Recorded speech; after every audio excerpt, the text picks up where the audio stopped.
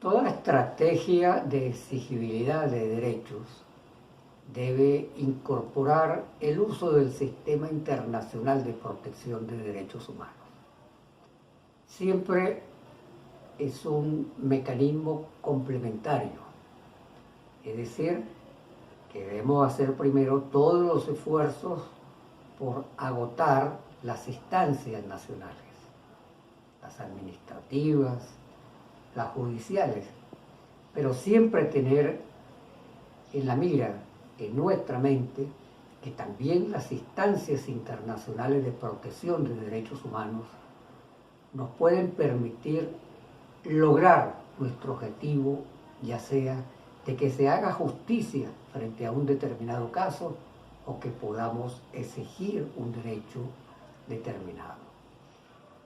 El Sistema Internacional de Protección de los Derechos Humanos lo podemos dividir en dos grandes bloques.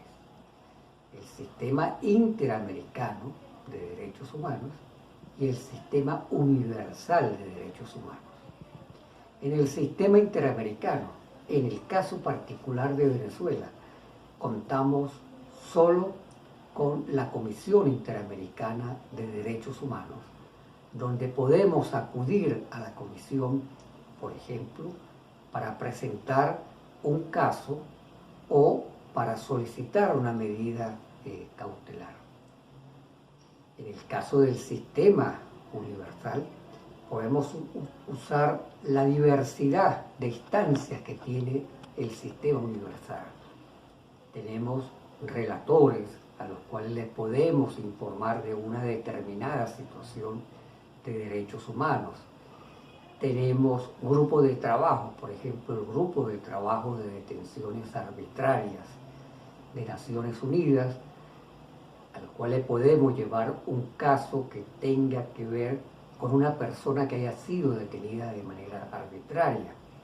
Tenemos también el Comité de Derechos Humanos de Naciones Unidas, a quien le podemos presentar un caso una vez que hayamos agotado las instancias nacionales que tenga que ver con el Pacto Internacional de Derechos Civiles y Políticos, por ejemplo, un caso relacionado a exigir justicia frente a una ejecución extrajudicial o una situación de desaparición forzada o una detención arbitraria, privación ilegítima de libertad, lo podemos llevar al Comité de Derechos Humanos. Pero también tenemos la posibilidad de presentar casos ante el Comité de Derechos de la Mujer, que le hace seguimiento a el Tratado contra la Discriminación de la Mujer. Todas estas instancias que podemos usar deben formar parte de una estrategia de lucha donde, además de lo jurídico, también tomemos en cuenta las otras formas de exigibilidad que no son propiamente jurídicas. Cuando decimos que es complementario, es porque algunos de estos mecanismos nos exigen que primero tenemos que agotar instancias internas. Por ejemplo, antes de acudir al Comité de Derechos Humanos de Naciones Unidas para un caso, por ejemplo, de ejecución extrajudicial, nosotros tenemos que haber avanzado en poner la denuncia en el Ministerio Público, en la Defensoría del Pueblo, que el Poder Judicial haya iniciado el proceso de investigación. Se han transcurrido muchos años sin que se haya dictado una sentencia.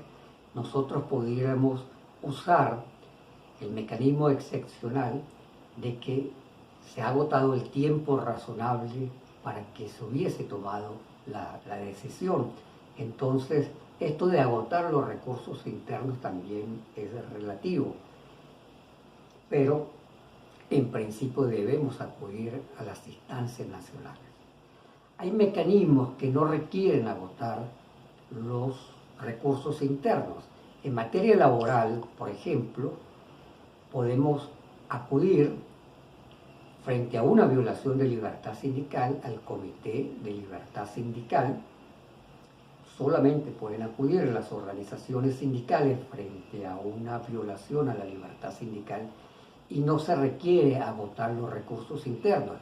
Podemos estar simultáneamente exigiendo, por ejemplo, la reincorporación de un dirigente sindical a través del procedimiento administrativo en una inspectoría del trabajo y simultáneamente presentar el caso en el Comité de Libertad Sindical.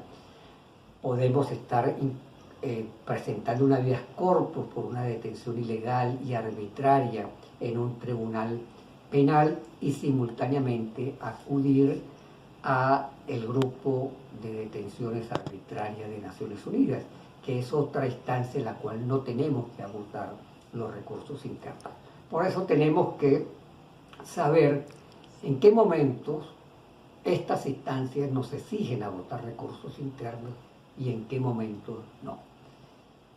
Ahora bien, sea un mecanismo o sea otro, nos exija o no agotar recursos internos, debemos estar siempre conscientes que la contraparte va a ser el Estado venezolano.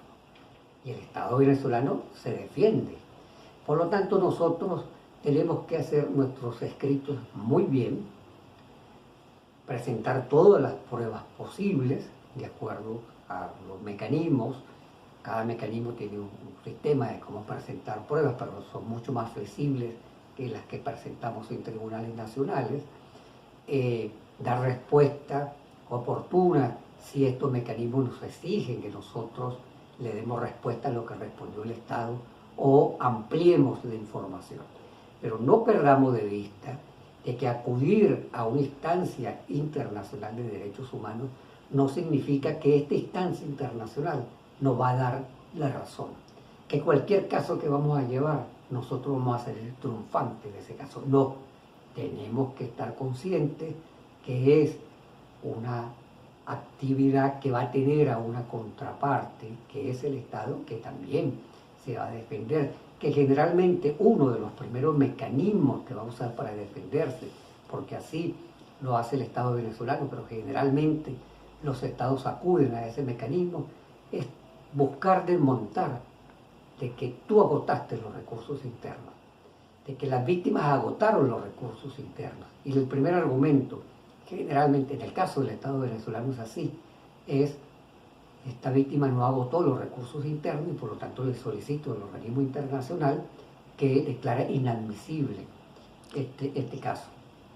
Entonces, en definitiva, toda estrategia que tenga que ver con la exigibilidad de derechos debe plantearse avanzar usando todos los mecanismos que tenemos a nivel nacional y también tener la mirada en las opciones que tenemos en las instancias internacionales de protección y conocer que cada instancia tiene su procedimiento, pero esencialmente tomar en cuenta cuáles nos exigen agotar recursos internos y en cuáles no necesitamos agotar los recursos internos, y mucho optimismo y mucha perseverancia en nuestra defensa de nuestros derechos y en la búsqueda para hacer justicia.